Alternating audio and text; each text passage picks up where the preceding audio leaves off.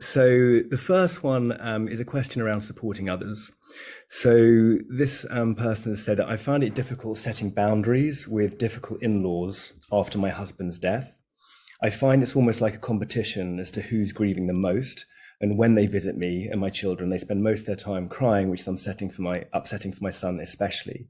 How should I deal with this, please? That's so interesting, isn't it?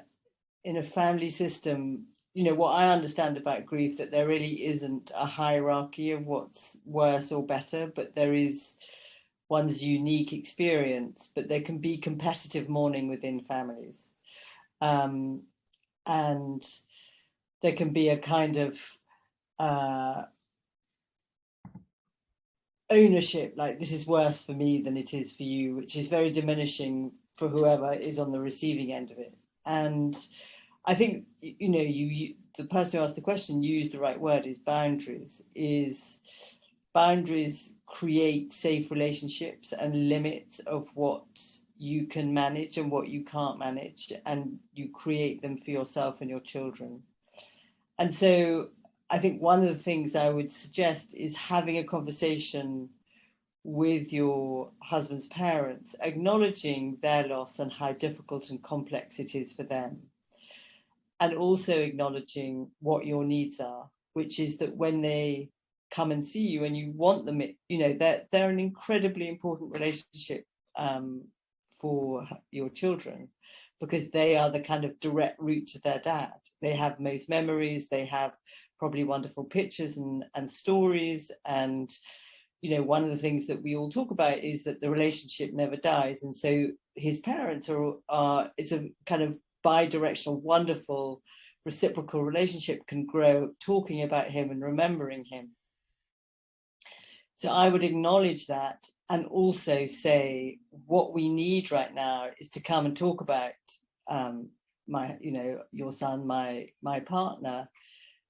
But can you find ways of supporting yourself to come and be more robust, to be distressed and upset in other places? Of course, if you're upset with us for a little bit, that's fine, but maybe go to the kitchen, go and get a cup of tea, calm yourself down, and then come back.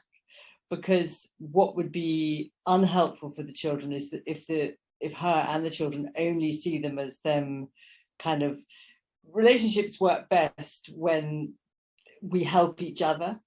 And if it becomes very uneven, that they are always helping the parents, then the children will resist seeing their grandparents, and that they wouldn't want to happen. So I would maybe rehearse what you're going to say with a friend. Maybe you could write it. I think speaking face to face is better than writing letters. So go around and be very loving and acknowledging what a devastating loss it is, but also state your needs and set your boundaries.